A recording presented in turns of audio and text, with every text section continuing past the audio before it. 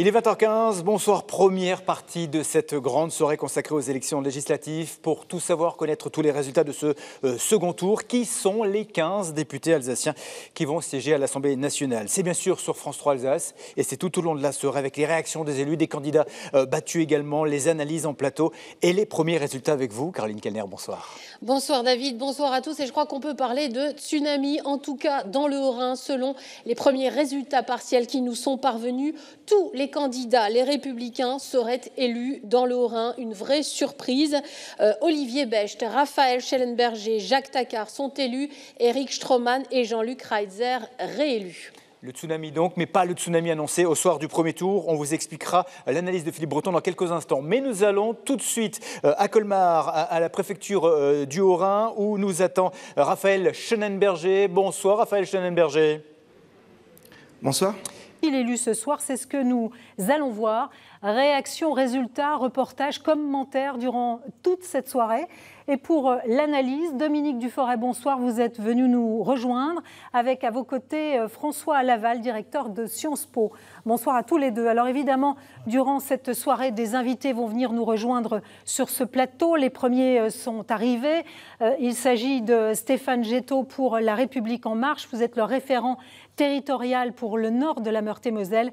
Et à vos côtés, Laurent Hénard, maire UDI de Nancy. Bonsoir. Alors évidemment, cette soirée, vous pourrez la suivre sur Internet et sur les réseaux sociaux, notamment sur Facebook, avec des résultats en temps réel. Je vous rappelle que notre équipe web autour de Jean-Christophe Dupuy-Raymond est mobilisée. Le site Internet, je vous le rappelle, grandest.france3.fr. Un autre invité vient de nous rejoindre, c'est Dominique Potier. Ce soir, je vous rappelle que 1 662 000 électeurs étaient appelés aux urnes dans les 4 départements lorrains. Alors depuis un quart d'heure, les premiers résultats tombent. Nous connaissons les noms de certains élus. Eh bien, je vous propose qu'on les découvre ensemble. Priorité évidemment ce soir aux résultats, la fin du suspense et nous allons retrouver tout d'abord Mathieu Mercier en préfecture de Moselle. Mathieu, avez-vous des élus à l'heure qu'il est ? Oui, Francine, nous avons pour l'instant 2 circonscriptions dont les résultats sont complets. La 3e, Richard Liogé, République En Marche, est élu député dans cette circonscription face à Marie-Jo Zimmermann, députée sortante élue elle depuis 1998. Richard Liogé qui obtient 51,2% des suffrages. Dans la 4e circonscription également, les résultats sont complets. C'est Fabien Di Filippo qui est élu. Les Républicains, ce sera d'ailleurs a priori le seul de ce parti, les Républicains, à être élu en Moselle, puisque a priori dans les 7 autres circonscriptions, ce sont des candidats En Marche qui arrivent en tête. Par exemple, dans la première à Metz avec Belkir Belhaddad, 64,6. Ça, c'est un résultat partiel, mais également le jeune trentenaire Ludovic Mendes, La République En Marche, qui a obtenu 52,9%. Et puis, on l'a dit tout à l'heure, Christophe Gaumont vous l'a dit, Florian Philippot qui est battu dans la 6e circonscription de Moselle. On vous donnera le reste des résultats dès qu'ils nous parviendront. Pour l'instant, ce ne sont que des résultats partiels, sauf, je l'ai dit, dans 2 circonscriptions, la 3e et la 4e. Merci. Alors évidemment, direction cette fois-ci les Vosges.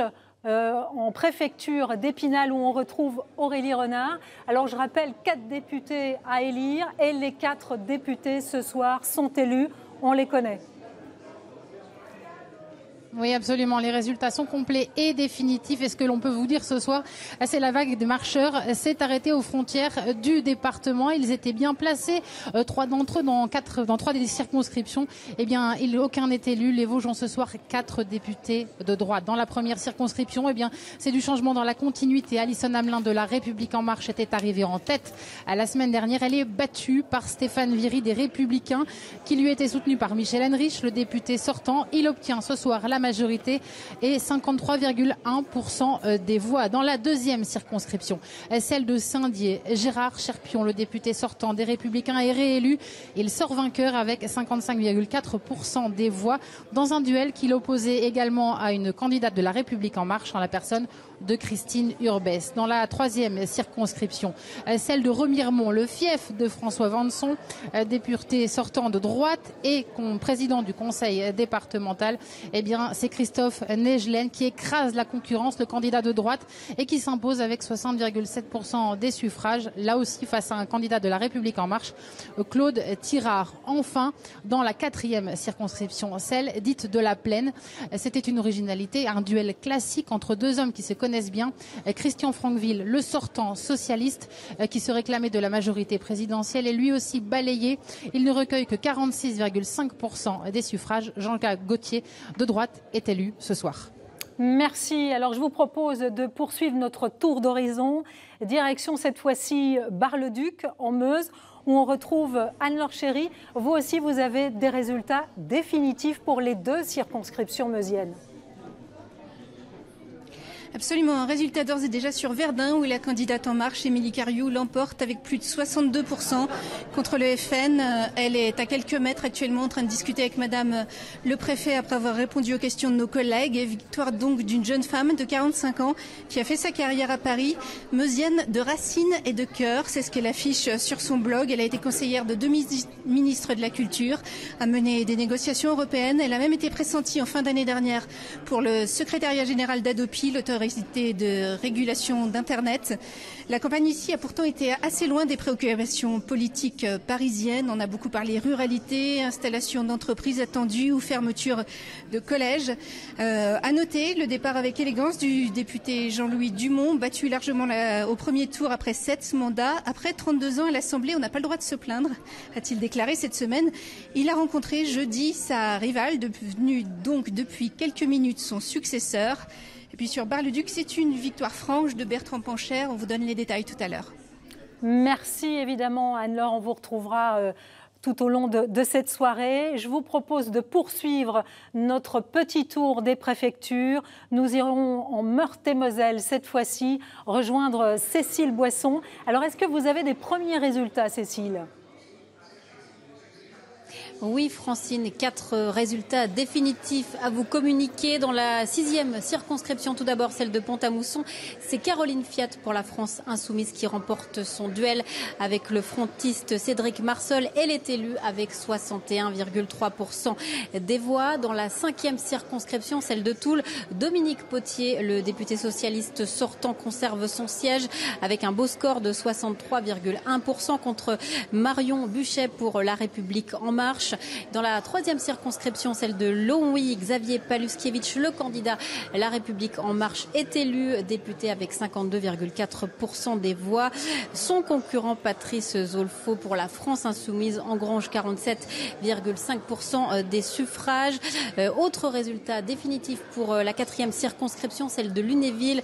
Là, c'est Thibault Bazin qui remporte son duel. Thibault Bazin, LR-UDI, qui remporte son duel face à Philippe Buzy pour La République En Marche.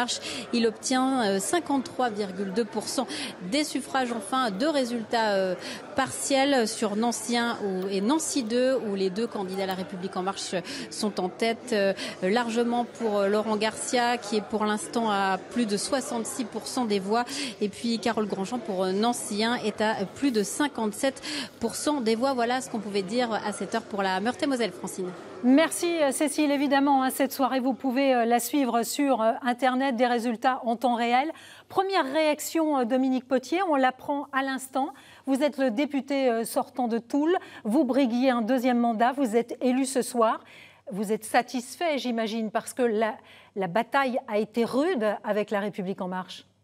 Une immense gratitude aux citoyens de notre territoire qui nous ont portés si haut, dans un contexte si difficile et si tortueux. Moi, je crois que notre ligne était claire, juste, généreuse. Elle a triomphé de l'adversité. J'ai une immense gratitude aujourd'hui pour tous mes concitoyens. Nous sommes un territoire un petit peu extraordinaire. Il s'est vraiment passé quelque chose ici. 63%. Hein. De votre score, de l'ampleur, parce qu'après le premier tour, vous étiez au coude à coude. Dans le contexte national, on s'attendait au pire. Et puis, chez nous, quelque chose s'est passé. On avait parlé au premier tour, on était en tête, on était 2 en France, je crois. Et puis, il y a cette large victoire à l'issue. Nous sommes un territoire qui n'est pas comme les autres. Et je pense qu'il y a l'héritage humaniste de Michel Dinet. Il y a une coalition chez nous très forte du monde de l'entreprise, du monde associatif, des élus locaux. Chez nous, on fait bloc, on est unis, on est rassemblés sur des grands projets. Il y a une tradition humaniste. Les valeurs de la coopération triomphent sur celles de la compétition. Qu'est-ce qui a fait la différence? Parce que vous étiez au coude à coude quand même à l'issue du premier tour. C'est l'ancrage local, par exemple? C'est vraiment ça? Il y a 850 volontaires qui se sont inscrits pour faire la campagne. Et contre une logique qui ressemblait parfois à du marketing, on a opposé une campagne civique très puissante. J'étais très heureux d'avoir une cinquantaine de jeunes qui ont labouré la circonscription. 850 volontaires, vous vous rendez compte, aujourd'hui, on a rassemblé 500 personnes entre les deux tours. Il y a eu une campagne citoyenne, une campagne civique qui s'appuie sur des valeurs, pas uniquement sur un bilan et des résultats sur le territoire, mais je le crois profondément sur des valeurs humanistes que nous incarnons et que j'espère porter à nouveau à l'Assemblée nationale. Et à l'Assemblée nationale au sein du groupe socialiste ou pas? Écoutez, on va se rassembler, on va se retrouver la semaine prochaine. On va se compter. A priori, oui, mais j'entends de savoir ce que mes collègues entendent faire. J'ai toujours dit que j'étais pour contribuer à la réussite de ce quinquennat. Et il faut donner sa chance à ce gouvernement, il faut donner sa chance à ce quinquennat. Bien sûr, il y aura des garde-fous et nous allons évaluer l'attitude des uns et des autres. Mais moi, je fais partie de ceux qui disent qu'aujourd'hui, nous devons constituer une aile gauche humaniste qui rééquilibre ce pouvoir qui, par certains aspects, peut nous faire peur. Donc on a besoin d'être rééquilibré. Et ce rééquilibrage, cette contribution positive. Vous savez, il y a le calendrier des réformes est engagé. Et à partir de notre expérience propre, celle du quinquennat passé, de mes propres engagements, et à partir de l'expérience du territoire, je vous assure qu'on a énormément de propositions à faire au gouvernement actuel. Stéphane Getto, je vous ai vu secouer la tête quand Dominique Potier a parlé du danger du nouveau pouvoir. Vous estimez qu'il n'y a pas de danger. Vous êtes surpris d'abord peut-être du fait que la vague En Marche est peut-être moins haute que ce qu'on l'avait annoncé pour ce deuxième tour. Au-delà des éléments de langage du danger qu'on a entendu ces dernières semaines, je voudrais d'abord féliciter Dominique Potier de manière républicaine pour son élection. J'en profite aussi pour féliciter et dire un grand bravo à tous les candidats de la République En Marche et leurs équipes, parce que c'était quand même, pour beaucoup d'entre eux, la première fois qu'ils se jetaient dans le grand bain de cette manière. Donc c'est une bonne chose. Je suis assez satisfait aussi, évidemment, des résultats au niveau national. On a longtemps dit pendant la présidentielle que Emmanuel Macron n'aurait pas de majorité. Voilà, on a pu faire démentir, les Français ont démenti cette notion. Maintenant, quelque chose qu'on n'a pas trop encore abordé aujourd'hui ce soir, c'est l'abstention qui est quand même très importante. Et je pense que c'est notre responsabilité à nous tous d'imaginer maintenant quels sont les ressorts à actionner pour amener les Français de nouveau vers le chemin des urnes. Et nous, en ce qui concerne la République En Marche, eh bien, c'est un des chantiers que nous allons lancer dès les prochaines semaines. Alors une réaction quand même à la victoire de Xavier Paluskiewicz, élu justement dans la 3e circonscription de Longwy. Il était face à la France insoumise, Patrice Zolfo. C'était plus facile? C'est un peu comme quand on est en face du FN, c'est plus facile? Les résultats prouvent que ce n'était pas si facile que ça. Xavier et son équipe ont fait une excellente campagne. Ils n'ont rien lâché jusqu'au bout. Je pense qu'ils ont eu raison. Il y a eu certaines coalitions qui se sont mises en place sur cette circonscription. Ils ont gardé la tête froide. Ils sont restés sur les valeurs de la République En Marche. Et c'était la bonne recette parce que Xavier est élu. C'est une très bonne nouvelle, je pense, pour les PIO. Alors, on vous le disait tout à l'heure dans les Vosges, un premier résultat qui est tombé, c'est Michel Henrich. Vous savez, le député sortant d'Épinal ne se représentait pas. En revanche, c'est Stéphane Viry qui est élu sur la circonscription d'Épinal pour les Républicains. Il était opposé à Alison Hamelin. Alison Hamelin, vous le voyez sur l'écran, qui totalise ce soir 46%, un peu plus de 46% des suffrages est battu. Vous êtes avec nous, Alison Hamelin, bonsoir. Vous étiez face donc à Stéphane Viry. Vous êtes battu. Quel est votre sentiment ce soir, alors que vous étiez une novice en politique? Vous pensiez peut-être même pas arriver déjà à vous qualifier à ce deuxième tour. Oui, c'est ça, forcément déçu pour tous les marcheurs que nous sommes dans les Vosges, parce que malheureusement la République En Marche n'a pas réussi à gagner un siège à l'Assemblée dans les Vosges. On est ravis qu'au niveau national, effectivement, ce soit passé comme nous le souhaitions. Je remercie tous les électeurs. On est arrivé en tête au premier tour. On est un petit peu stupéfait ce soir de voir que notre adversaire a réussi à doubler ses voix en une semaine. Mais évidemment, on est fair-play et bienveillant chez En Marche, donc on le félicite. Oui, parce que je rappelle qu'au premier tour, vous étiez en tête, hein. C'était Alison Hamelin, vous aviez 32%. Ce soir, eh bien, la tendance s'est totalement renversée, puisque Stéphane Viry l'emporte avec plus de 6% d'avance. Qu'est-ce qui s'est passé, selon vous, entre ces deux tours ? Effectivement, on a un petit peu de mal à comprendre. On n'a rien lâché cette semaine, on a continué nos actions de terrain. On a gagné des voix, 3000 électeurs de plus quasiment nous ont fait confiance. Et encore une fois, merci à eux, merci d'y avoir cru. Merci d'avoir voté pour moi parce qu'effectivement, je suis nouvelle en politique. C'était mon premier engagement. Donc j'ai tout donné, mon cœur, mon âme, pour porter la vision de notre président, du gouvernement, de l'ouverture. Voilà, je continuerai à donner tout ce que je peux pour qu'effectivement les Vosges aient une meilleure représentativité au niveau national au cœur de cette nouvelle région Grand Est. Merci d'avoir été avec nous. Je rappelle quand même que cette circonscription d'Épinal, c'était un fief de droite, le fief de Philippe Séguin. Michel Henrich, le député sortant LR, je vous le rappelle, ne se représentait pas. Je vous propose tout de suite de poursuivre notre tour des réactions. 2 députés élus dans la Meuse, Bertrand Pancher pour l'UDI à Bar-le-Duc et Émilie Cariou à Verdun. Alors, à Bar-le-Duc, Diana André, vous êtes battue pour La République En Marche, battue avec près de 42% des suffrages. Une réaction ce soir ? Bien, effectivement, très, très déçue parce que je pensais que même si je ne gagnais pas, l'écart serait effectivement beaucoup plus faible. Voilà. Qu'est-ce qui s'est passé selon vous à l'issue de ce premier tour ? Eh bien, il y a le fait qu'il y a eu une mobilisation beaucoup plus forte des abstentionnistes, on peut le supposer. Et puis également que les électeurs qui n'avaient pas porté leur suffrage sur mon nom au premier tour n'ont pas désiré non plus accompagner la candidate En Marche, bien entendu. Alors, dites-moi, vous étiez au coude à coude à l'issue du premier tour. Ça veut dire concrètement que la République En Marche, l'étiquette, ne fait pas gagner à tous les coups, la preuve. Bien entendu, l'étiquette en Marche ne fait pas gagner à tous les coups. C'est effectivement la preuve que, pourtant, nous avons beaucoup travaillé lors de cette semaine.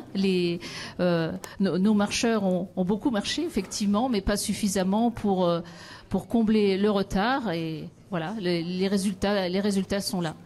Voilà, donc, merci d'avoir été avec Pancher, nous. Effectivement, est élu. Voilà. Voilà, je rappelle que c'est donc écoutez, merci. Bertrand Pancher, donc, qui UDI, maire de Bar-le-Duc, qui est réélu ce soir dans la première circonscription de la Meuse. Alors, quand on voit justement les résultats des Vosges, Dominique Duforest, les Vosges restent véritablement un département de droite. Oui, mais c'était un peu la question de ce deuxième tour. Est-ce qu'il allait y avoir un sursaut contre la vague En Marche qu'on annonçait à des hauteurs phénoménales? Donc il y a bien une vague En Marche, mais elle a été corrigée par les électeurs. Et c'est particulièrement net dans notre région où la droite est forte. Elle est notamment forte dans les Vosges, mais pas seulement. On va voir que beaucoup de candidats de la droite ont réussi leur élection face à des candidats En Marche, même si je pense que ce soir, en Lorraine, la majorité des députés seront bien des députés En Marche. Alors évidemment, tous les regards sont portés évidemment sur la circonscription de Forbach en Moselle. Je vous rappelle que Florian Philippot était arrivé en tête du premier tour. Florian Philippot, vous êtes avec nous ce soir depuis évidemment Forbach, là où se sont réunis justement les militants du Front National. Ce soir, vous êtes battu. En 2012 également, vous avez été battu.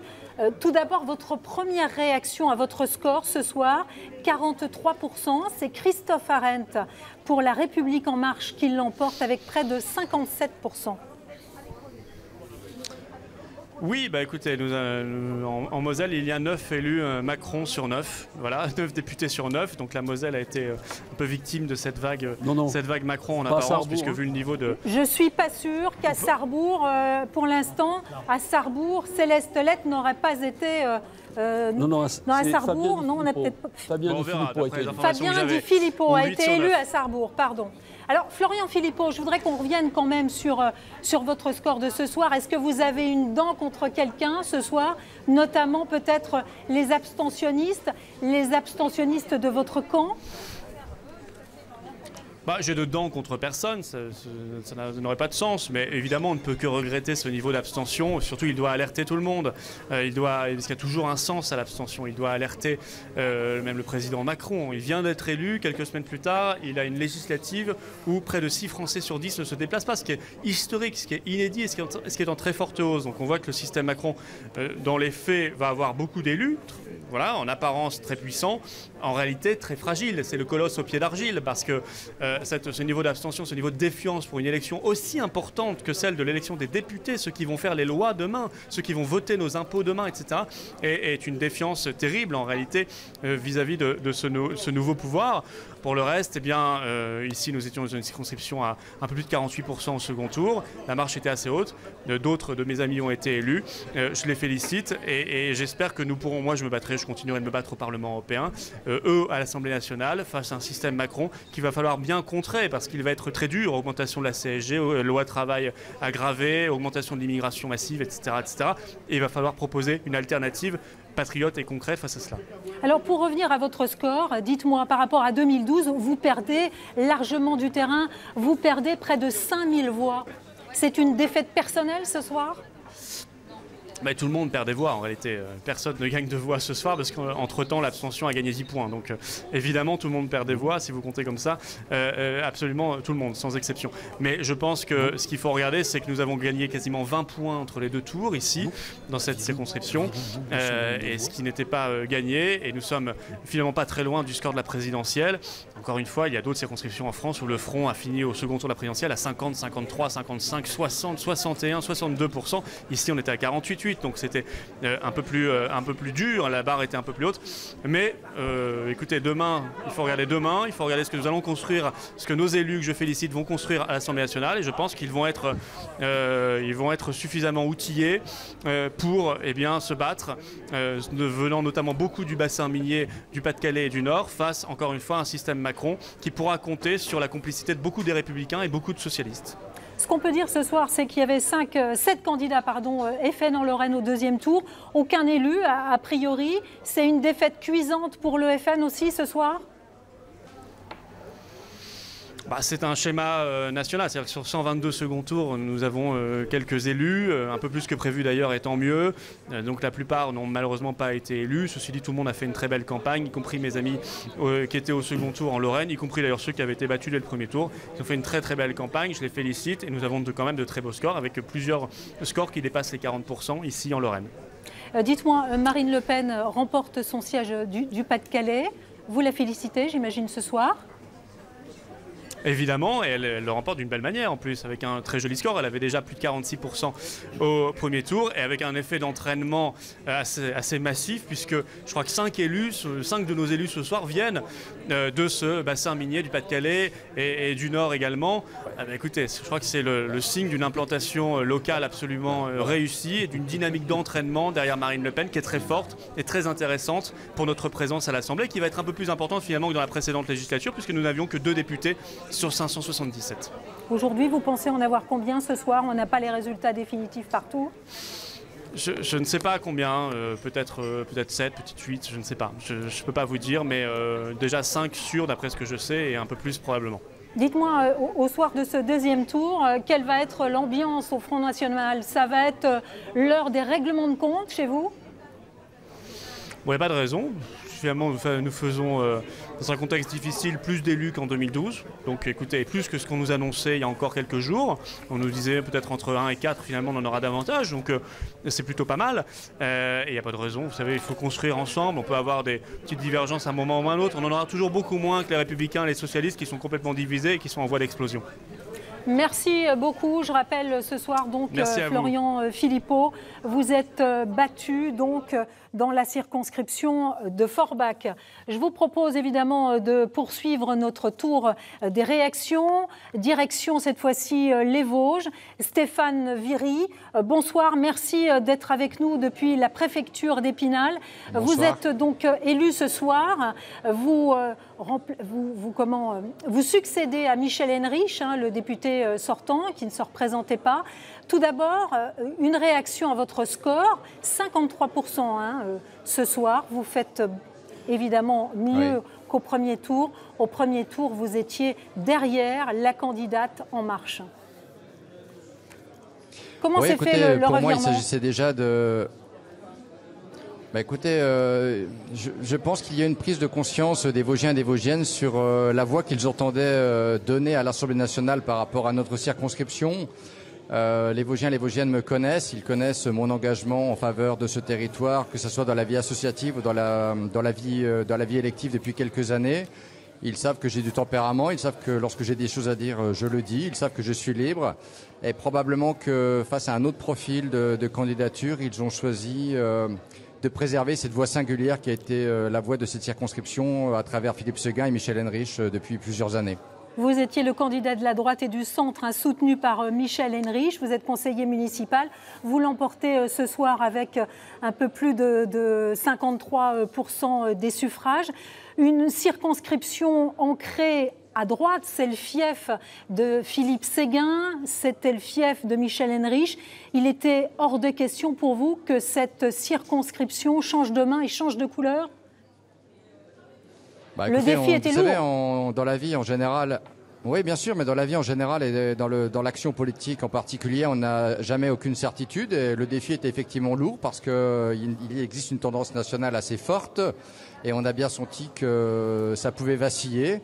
J'ai fait une campagne de proximité, de terrain. Je suis allé à la rencontre des uns et des autres. Je suis vraiment très satisfait d'avoir réussi à endiguer la vague En Marche au niveau de cette circonscription et d'avoir réussi à conserver cette circonscription dans le rang d'une opposition intelligente, constructive, qui veut être utile au quinquennat qui s'ouvre. Ça veut dire quel rôle vous allez tenir à l'Assemblée? Un rôle d'opposition à l'inverse ou alors vous êtes plutôt Macron-compatible?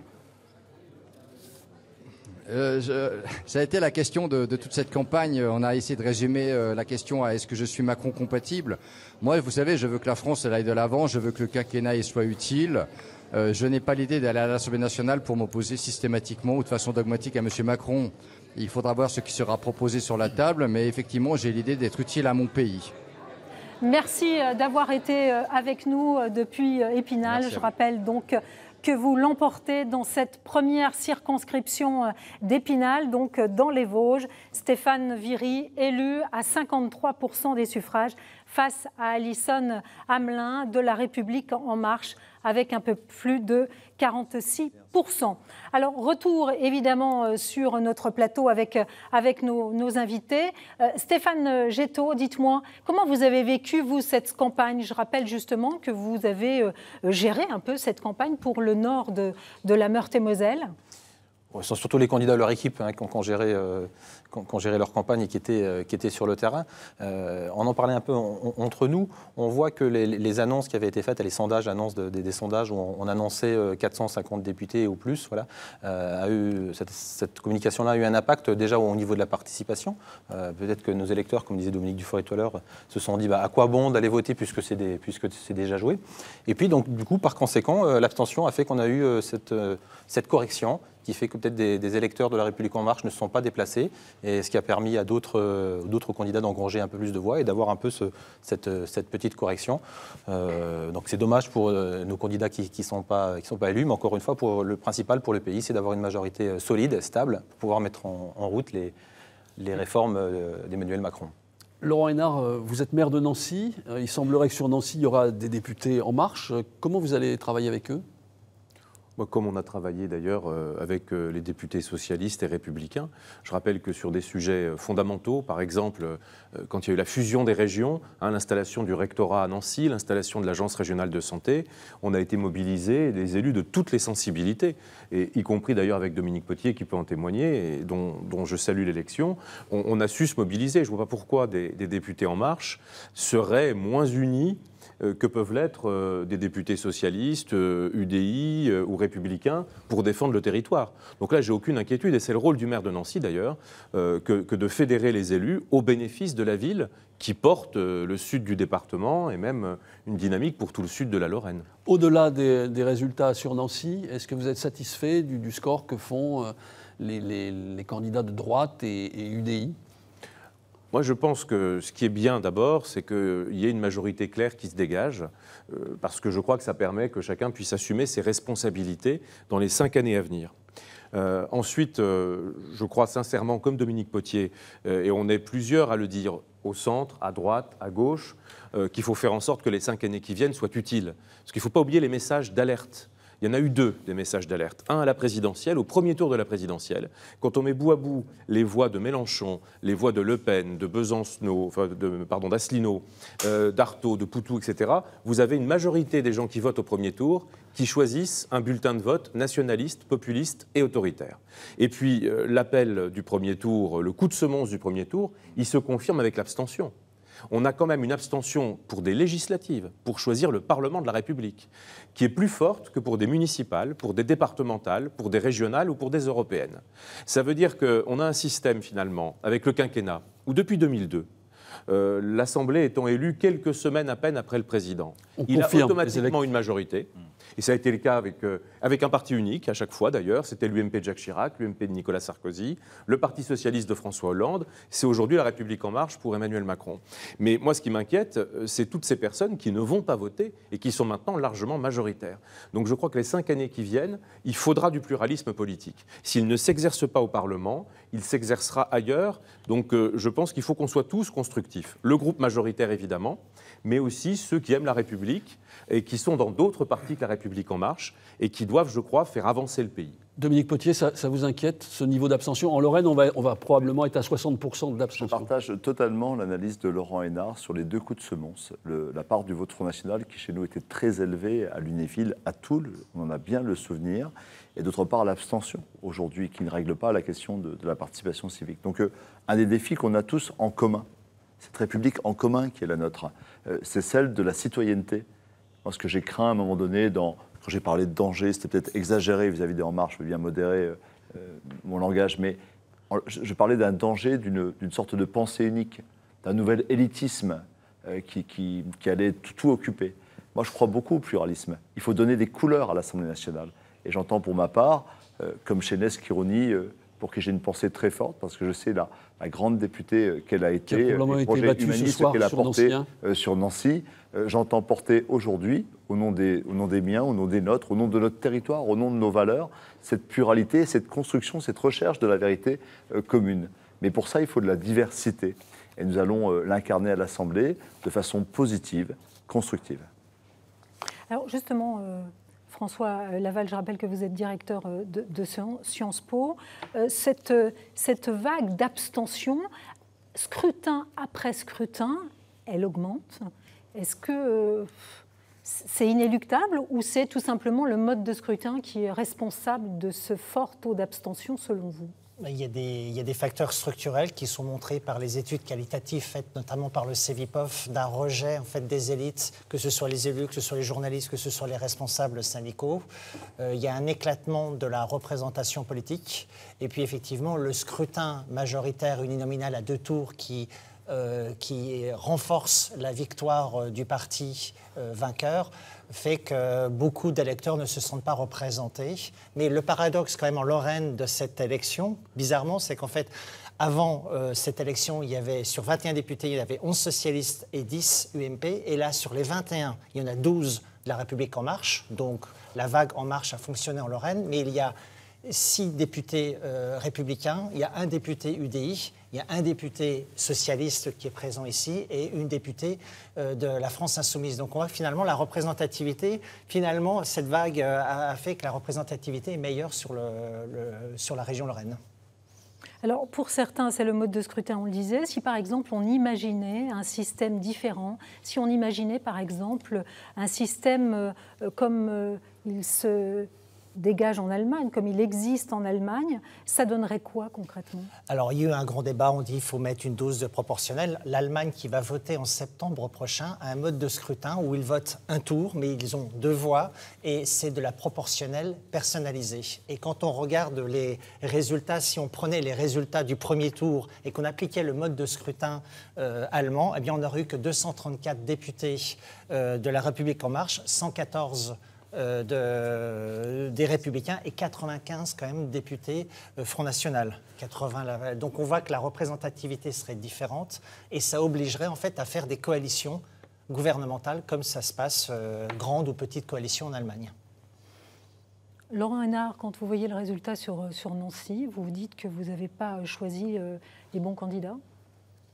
C'est une vague et les candidats, ils n'ont pas démérité. J'ai moi-même subi la vague en 2012, donc très sincèrement, je pense qu'il faut être modeste. Elle est d'autant plus forte qu'on est en ville. Dans le secteur rural et dans les villages, on arrive à s'implanter et à avoir un rapport personnel entre le député et les citoyens. C'est beaucoup plus compliqué dans des grandes villes comme Nancy, où, je le rappelle, les habitants changent tout le temps. Je vais donner un chiffre sur Nancy. Nous avons sur les listes électorales le même nombre d'inscrits en 2017 qu'en 2016. 50 000. Sauf que 7 000 électeurs sont nouveaux en 2017 par rapport à 2016. Et tous les ans, nous avons cette rotation. Donc ça veut dire qu'on a dans les grandes villes, mais on le voit à Paris, on le voit à Lyon, on a généralement toujours la pleine vague. Et je pense que Mostafa Fourard sur la première circonscription et Valérie Debord sur la deuxième n'ont pas démérité. Après, il faut que la droite s'interroge aussi sur sa capacité à respecter les engagements qui sont pris. Les dissidences se sont multipliées. Je crois que ça montre aussi que c'est un système qui est à bout de souffle et qui doit complètement se transformer. Je pense que ce qui est en train de se produire doit interpeller tous les partis politiques qui existaient avant la République En Marche. Et il faut tous qu'on évolue. Quand, du côté du Parti radical que je préside, on se dit que finalement on pourrait faire un seul parti avec les radicaux de gauche parce que le mur de Berlin est tombé et que le programme commun n'est plus, on a une réflexion qui me paraît pertinente, mais qui, hélas, aura mis du temps à venir. Voilà. Mais je crois que vous évoquiez la proportionnelle. Je pense qu'on a un système qui fige les choses quand même. Le scrutin majoritaire, l'absence de représentation proportionnelle, ça favorise quand même ces coûts. Enfin, le système a été mis en place justement parce qu'on n'arrivait pas en France à faire des coalitions et que donc il fallait une majorité plutôt qu'avoir un morcellement. C'était ça le système de la Ve République. Alors est-on allé trop loin? Ça, je ne sais pas. C'est peut-être. Oui, mais attention, vous aviez un scrutin majoritaire avec un président qui au départ n'était pas élu au suffrage direct, qui ensuite a été élu au suffrage direct pour 7 ans, c'est-à-dire que la durée de vie, je dirais, politique du président, elle était différente de celle du Parlement. Et quand vous regardez, avant le quinquennat, avant l'élection de 2002, la majorité des élections législatives s'était déroulée à des dates et à des années différentes de l'élection présidentielle. Donc il y avait un rythme de vie de l'Assemblée qui était complètement différent du rythme de vie du président. Et c'est ça qu'on a perdu aujourd'hui. On a aligné le Parlement sur le président et évidemment, il y a un pouvoir, surtout le premier élu, chronologiquement, qui est en train de manger l'autre. Alors, je vous propose de refaire un petit tour d'horizon des résultats. Nous allons justement en Moselle retrouver Mathieu Mercier. D'autres résultats ce soir ? Oui, Francine, désormais tous les résultats sont complets. Alors, ce qu'il faut dire, c'est qu'en Moselle, tous les députés, hormis la 4e circonscription, celle de Sarrebourg-Château-Salins, tous les députés sont La République En Marche. Par exemple, à Metz, avec un très beau score pour Belkir Belhaddad face au Front National, 60-40. Ludovic Mendes, 30 ans, 52,4 face à 47,6 pour l'adversaire François Jean. C'est un score un peu plus serré. Richard Lioger, premier adjoint à Metz, l'emporte également avec 51,2 face à Marie-Jo Zimmermann, députée sortante pour les Républicains. Un score donc un peu plus serré. On l'a dit, donc un élu, les Républicains à Sarrebourg. Et puis Sarreguemines, c'est également la défaite des Républicains face à la République En Marche. On peut signaler également un écart important entre la République En Marche et le Front National. C'est dans la 9e circonscription de Moselle, à Thionville-Est, 70 contre 30. C'est donc un écart le plus important d'ailleurs de la Moselle, mais c'est une vraie vague En Marche qui s'est abattue sur le département. Ce qu'il faut absolument noter, Francine, c'est l'abstention extrêmement forte ici en Moselle. 37,5% seulement de participation. C'est 14 points de moins par rapport à 2012. Ça en dit long. Merci, merci d'avoir été avec nous. Direction cette fois-ci les Vosges, où on retrouve Aurélie Renard en préfecture d'Épinal, où je le rappelle, les 4 députés vosgiens sont élus ce soir. Oui, absolument. Et la vague des marcheurs s'est arrêtée ici aux portes du département. Les Vosges ont ce soir 4 députés de droite dans la première circonscription, celle d'Épinal. Eh bien, c'est Stéphane Viry qui a été élu ce soir avec 53,1% des voix. Stéphane Viry des Républicains face à Alison Hamelin de La République En Marche. Dans la deuxième circonscription, celle de Saint-Dié, Gérard Cherpion, le député sortant des Républicains, est réélu ce soir. Il sort vainqueur avec 55,4% des voix. Il était lui aussi opposé à une candidate de La République En Marche, Christine Urbès. Dans la troisième circonscription, celle de Remiremont, fief de François Vanson, le député sortant de droite, là aussi, bien c'est Christophe Negelen, droite, qui écrase la concurrence et s'impose avec 60,7% des suffrages. Là aussi face à un candidat de La République En Marche, Claude Tirard. Enfin, dans la quatrième circonscription, celle dite de la Plaine, eh bien Christian Franqueville, le sortant socialiste, est battu. Jean-Jacques Gauthier de droite est élu ce soir. Voilà, et je rappellerai que dans les Vosges, 2 circonscriptions, Anne-Laure, très rapidement, les 2 députés élus ce soir sont... Alors, une femme La République En Marche qui gagne, une autre qui perd, preuve que le label présidentiel n'était pas un gage de succès absolu. À Verdun, Émilie Cariou, jeune haute fonctionnaire née en Meuse, elle a réussi son pari contre un autre parachuté, Éric Villain, conseiller municipal à Forbach, élu en Meuse aux dernières élections. Score final 62 contre 37, sans appel. Et à Bar-le-Duc, le député maire Bertrand Poncher, UDI, conserve son siège. Il était au coude à coude avec Diana André de La République En Marche. Il l'emporte finalement 58 contre 41. 5000 voix les opposent. Le FN, arrivé en 3e place, avait appelé à s'abstenir. Ce sont les voix de gauche qui ont apparemment manqué à la candidate de La République En Marche. On ne lui a pas pardonné d'avoir quitté le PS. Merci Anne-Laure. Direction la Meurthe-et-Moselle, Cécile Boisson. D'autres résultats ce soir ? Oui, Francine, en Meurthe-et-Moselle, un député socialiste sortant a conservé son siège. Il s'agit de Dominique Potier qui est élu avec un peu plus de 63% des voix. Un meilleur score qu'en 2012. La 6e circonscription, celle de Pont-à-Mousson, compte désormais une députée, la France Insoumise, Caroline Fiat, qui remporte son duel avec le FN. La 4e circonscription de Lunéville reste à droite. Thibaut Bazin, l'ancien suppléant de Jacques Lamblin, est élu devant le candidat La République En Marche. À Longwy, c'est un député La République En Marche qui est élu, Xavier Paluskiewicz, face au candidat de la France Insoumise. Et puis pour Nancy, des résultats partiels pour l'instant, mais pour l'instant les 2 candidats La République En Marche sont largement en tête. Voilà, merci. Voilà ce qu'on pouvait dire à l'heure qu'il est pour ce 2e tour des élections législatives dans les 4 départements lorrains. Une soirée évidemment qui se poursuit sur notre site internet, autour des réseaux sociaux et Jean-Christophe Dupuy-Raymond. Restez avec nous, la soirée continue avec d'autres résultats, notamment dans le Grand Est. À tout à l'heure à 21h20.